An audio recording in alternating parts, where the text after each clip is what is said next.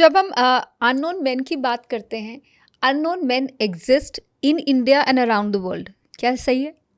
देखिए, मैं तो कहूँगा कि अननोन गनमैन की एक कहानी जो है, जो आमतौर पे हम सोशल मीडिया पे सुनते आते हैं।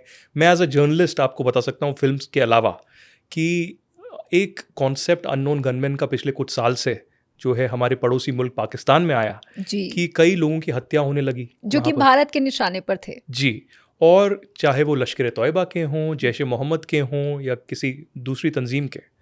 और मेरे को याद है कि मैं 2022 में जब कहीं बैठा हुआ था अपने दफ्तर में, तो मुझे फ़ोन आया और बोला कि कोई बंदा है जिसका नाम है ज़हूर मिस्त्री, और उसको मारा गया है वो पाकिस्तान में। पाकिस्तान के कराची में। और वहाँ पर एक कॉलोनी में एक कारपेंटर की दुकान थी बड़ी, और वहाँ पर उनको मारा गया है। तो मैंने बोला ज़हूर मिस्त्री कौन है, कैसे है? तो बोला आप चेक कीजिए। तो मैंने चेक किया, तो पहले तो मुझे कुछ पता नहीं चला क्योंकि न्यूज़ में कहीं नहीं आया था। फिर थोड़ा खंगाला तो एक किसी वेबसाइट पे कुछ आया था कि एक किसी आदमी की जो है पॉइंट ब्लैंक रेंज पे मोटरसाइकिल पे 2 लोग आए, उस पे गोली चलाई और मार दिया।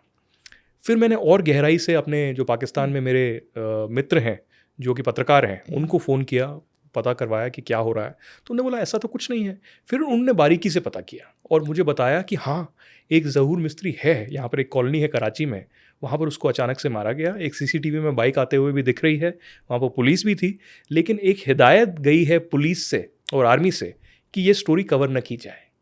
तब मुझे क्यूरियोसिटी जो है वो ज़्यादा आगे बढ़ी और मेरे पास 2 तस्वीरें भी आईं। एक तस्वीर जो है एक मरे हुए इंसान की, दाढ़ी उसकी लंबी और उसको जो यहाँ ज़हूर पर मिस्त्री जो था। ज़हूर मिस्त्री था और सर पे गोली लगी।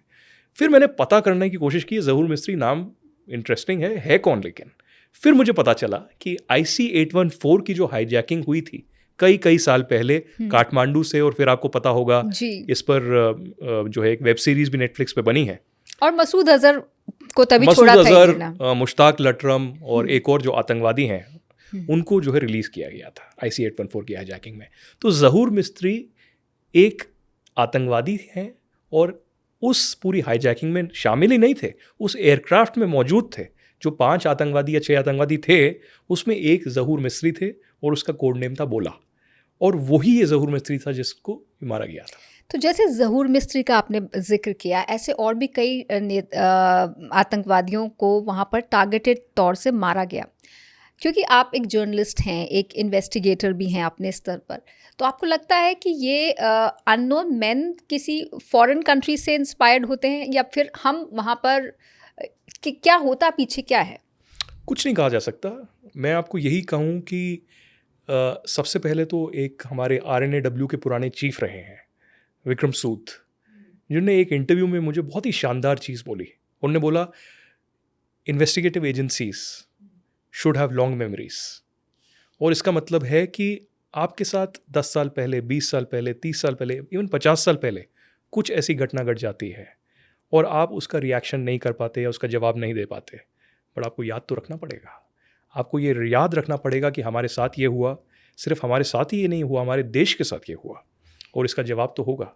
चाहे कुछ ऐसी पॉलिटिकल या जियोपॉलिटिकल ऐसी मजबूरियां रही होंगी कि उस वक्त नहीं हुआ, लेकिन उसके बाद एक ना एक दिन तो जवाब मिलेगा। अब इसमें मैं आपको 2 चीज़ें बताऊं। जी।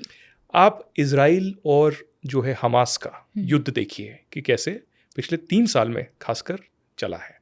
7 अक्टूबर 2023 में जो हमला हुआ सदर्न इज़राइल में, उसके बाद जो मोसाद है और शिनबेत है, उन्होंने एक जो है प्रण लिया कि जितने भी आका हैं हमास के, हिजबुल्लाह के, ईरान के, IRGC के, जो इसमें शामिल थे, जिन्होंने ये कंस्पिरेसी की, उनको हम तबाही नहीं करेंगे, उनको हम चुन चुन के मारेंगे, चाहे वो दुनिया में कहीं पे भी छिपे हों।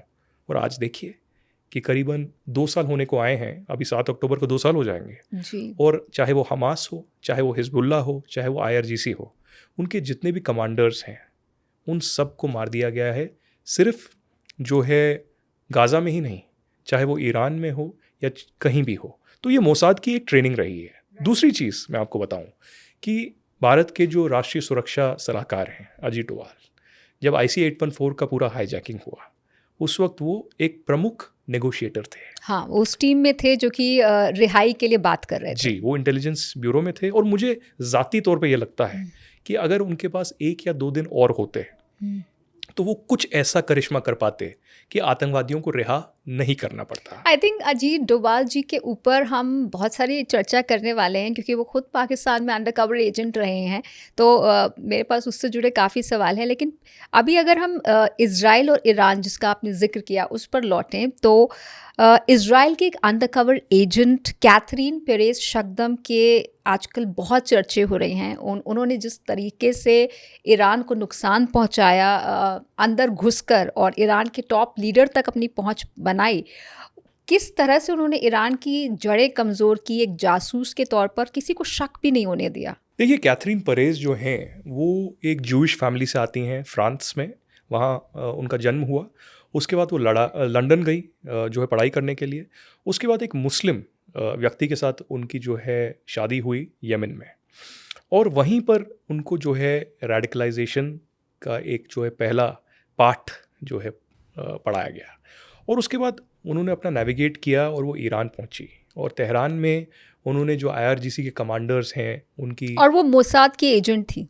देखिए 2022 के एक इंटरव्यू में कैथरीन ने कहा है कि ये सब गलत है, मैं मोसाद की एजेंट नहीं हूँ, ऐसा नहीं हुआ। लेकिन सच तो किसी को नहीं पता। आज तक जितने भी मोसाद के एजेंट हैं, कोई सामने तो आया नहीं ये बताने के लिए कि मैं ही मोसाद का एजेंट था या मैंने ही ये काम किया। तो कैथरीन की जो कहानी बताई जाती है कि वो एक मोसाद की एजेंट थी, और कैथरीन जो है किसी तरीके से तेहरान पहुंची, और वो फ़ारसी तो अच्छी बोलती ही थी, लेकिन उनको रिलीजियस टेक्स्ट की जो नॉलेज थी बहुत उम्दा थी। तो वो किसी तरीके से खमेनाई के इनर सर्कल में पहुंची। खमेनाई जो कि सर्वोच्च नेता हैं ईरान के, बिल्कुल सुप्रीम लीडर हैं। और खमेनाई ही नहीं, उन्होंने एक इंटरव्यू लिया इब्राहिम रईसी का, जो कि वहाँ के राष्ट्रपति रह चुके हैं। अभी हाल ही में कुछ ही महीने पहले एक हेलीकॉप्टर क्रैश में उनकी मृत्यु हुई। तो ये बताया गया कि जो खमेनाई की खुद की वेबसाइट है, खुद के ब्लॉग्स हैं, वहाँ पर इनके आर्टिकल्स जो हैं छपे।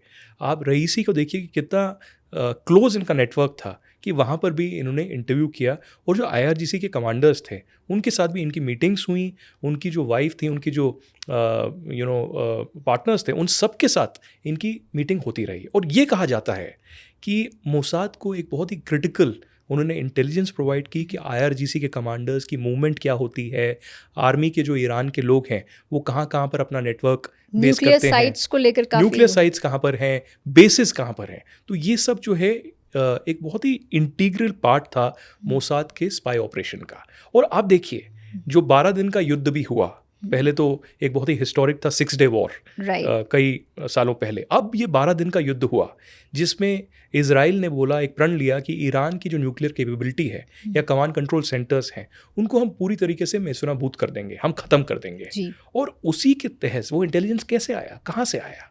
कुछ तो ऐसे लोग रहे होंगे तेहरान में और बाकी जगहों पे जो ये इंटेलिजेंस मोसाद को प्रोवाइड कर रहे होंगे। और एक बहुत दिलचस्प बात है कि ईरान के पूर्व राष्ट्रपति महमूद अहमदीनेजाद ने पिछले साल अक्टूबर 2024 में बड़ा एक दिलचस्प बयान दिया कि जिस सीक्रेट सर्विस के प्रमुख को इजरायली जासूसों को पकड़ने के लिए नियुक्त किया गया था वो खुद ही इजराइल के एजेंट निकले। आप देखिए ना, मुझे तो इतना भी ज्ञान है मतलब कि जासूस किस हद तक घुस सकते हैं सिस्टम में और कैसे खोखला कर सकते हैं अपने दुश्मन देश को। मतलब ये इसकी एक बहुत बड़ी मिसाल है, बहुत बड़ी मिसाल है। और आप ये देखिए कि क्या आपको लगता है कि सिर्फ ये जूइश लड़की ही कैथरीन पेरेस हैं, इसी ने सिर्फ किया होगा? मुझे तो लगता है कि हज़ारों ऐसे स्पाई होंगे या रिक्रूट्स होंगे या ओवरग्राउंड वर्कर्स होंगे जो इजराइल के लिए वहाँ पर काम कर रहे होंगे। इतना ही नहीं, मैं आपको ये भी कह सकता हूँ कि कई सालों के बाद ये भी सामने आएगा कि IRGC या ईरान की जो आर्मी है, जो थल सेना है, उनके कुछ ऐसे ऑफिसर्स थे जो इजराइल के लिए काम कर रहे थे। तो ये है मोसाद का नेटवर्क। और ये मोसाद का नेटवर्क आज ही नहीं आया है। कई सालों पहले जब होलोकॉस्ट हुआ, जो बर्बरता जो है जूस के साथ हुई, उसके बाद भी उन्होंने प्रण लिया। जो पहली राष्ट्रपति थी, प्रधानमंत्री थी इजराइल की, उन्होंने ये प्रण लिया कि हम जितने भी ये नाजी हैं, चाहे वो अर्जेंटीना में छिपे या कहीं और छिपे, हम वहाँ से पकड़ के उनको लाएंगे। और पकड़ के लाया और उनको सज़ा जो है वहाँ पर मिली। तो मुझे लगता है कि आतंकवाद का अगर आपको एक निपटारा करना है तो आपको एक ये प्रण तो लेना पड़ेगा। आपकी ये हॉट एंड कोल्ड जो है परस्यूट पॉलिसी नहीं हो सकती कि आज हम दोस्ती करेंगे और कल आतंकवाद का सामना करेंगे। आतंकवाद अगर है तो आपको इजराइल की तरह जो है उसका सामना करना पड़ेगा। एक हार्ड स्टैंड लेना पड़ेगा। सिर्फ हार्ड स्टैंड नहीं लेना पड़ेगा, आपको ये भी देखना पड़ेगा कि आपके पास ऑप्शन क्या है। आप देखिए इजराइल जोग्राफिकली जहाँ पर है, अरब देशों से पूरा घिरा पड़ा है, लैंडलॉक्ड है, उनके पास ऑप्शन नहीं है। They have to survive, survival is the only option. और सिर्फ आप देखिए रक्षा मामलों में ही नहीं, सिर्फ टेक्नोलॉजी में ही नहीं, सिर्फ इन्वेंशन में ही नहीं, एग्रीकल्चर में, पानी में कितना ज्यादा उनका योगदान कितना है। छोटा सा देश है और उस मुकाबले में कितना आगे बढ़ चुका है। बहुत। अगर हम इंडिया की तरफ लौटे, बात करते हैं इंडिया के कुछ लेजेंडरी स्पाइज की, जासूसों की, जिन्होंने अपने सर पर बहुत शानदार काम किया, और उनमें से एक हैं अजीत डोवाल, जो कि नेशनल सिक्योरिटी एडवाइज़र हैं 2014 से। बताया जाता है कि वो पाकिस्तान में अंडरकवर एजेंट बनकर 7 साल तक रहे, और खुद एक दिलचस्प किस्सा वो सुना रहे थे कि किसी ने एक बार उन्हें पकड़ लिया कहते हुए कि आप हिंदू हैं, लेकिन उन्होंने खुद को बचा लिया। तो किस तरह से इंडियन एजेंट्स ने देश के लिए काम किया, कुछ इम्पॉर्टेंट दिलचस्प किस्से डोवाल साहब के बताइए।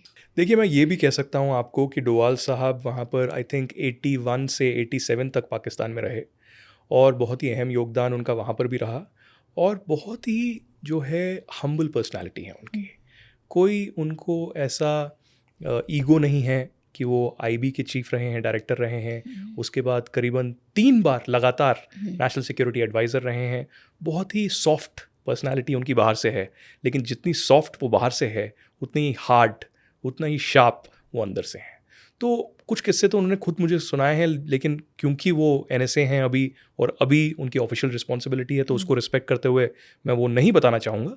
लेकिन मैं ये ज़रूर कहूँगा कि जैसे आपने किस्सा बताया, तो ऐसे किस्से बहुत हैं। कुछ किस्से तो ये भी हैं कि डोवाल साहब खुद एक दूसरे बेस में वहाँ पर रिक्शा पुलर की तरह गए या कुछ बेचने लगे। वो अमृतसर का मामला है आदित्य, जब ऑपरेशन थंडर हुआ था खालिस्तानियों के खिलाफ, तो उन्होंने एक रिक्शा चालक का रूप बना लिया, बहरूपिया बनकर, और ख़ुद को वहाँ पाकिस्तानी एजेंट के तौर पर बताकर वो खालिस्तानियों से मिल गए, और उन्होंने जो इंडियन एजेंसीज़ के लिए बहुत ज़बरदस्त काम किया था। जी बिल्कुल। तो ऐसी कहानियाँ बहुत सारी हैं डोवाल साहब की जो उन्होंने किया है, लेकिन मेरा पर्सनल एक्सपीरियंस उनके साथ रहा है कि बहुत ही शानदार व्यक्तित्व उनका है। इनफैक्ट पैंडेमिक के दौरान मेरी उन्होंने बहुत ज़्यादा जो है मदद इसलिए की कि अंदर से झिझक होती है, मैं किसी से फेवर नहीं लेना चाहता, जबकि मैं सबको जानता हूँ सरकार में या फिर प्राइवेट लाइफ में। लेकिन जब मेरे परिवार में किसी के साथ बहुत बड़ी एक क्राइसिस हुआ पैंडेमिक में, नियर डेथ एक्सपीरियंस हुआ, तो अचानक से उनका फ़ोन आया मेरे पास और बोला कि किसी ने मुझे बताया कि आपके अंकल हैं जो बहुत ही क्रिटिकल हैं, तो आपको अस्पताल नहीं मिल रहा। तो मैंने बोला हाँ। तो फिर उन्होंने मुझे बताया कि आप इस अस्पताल में लेके जाइए जो सरकार का है।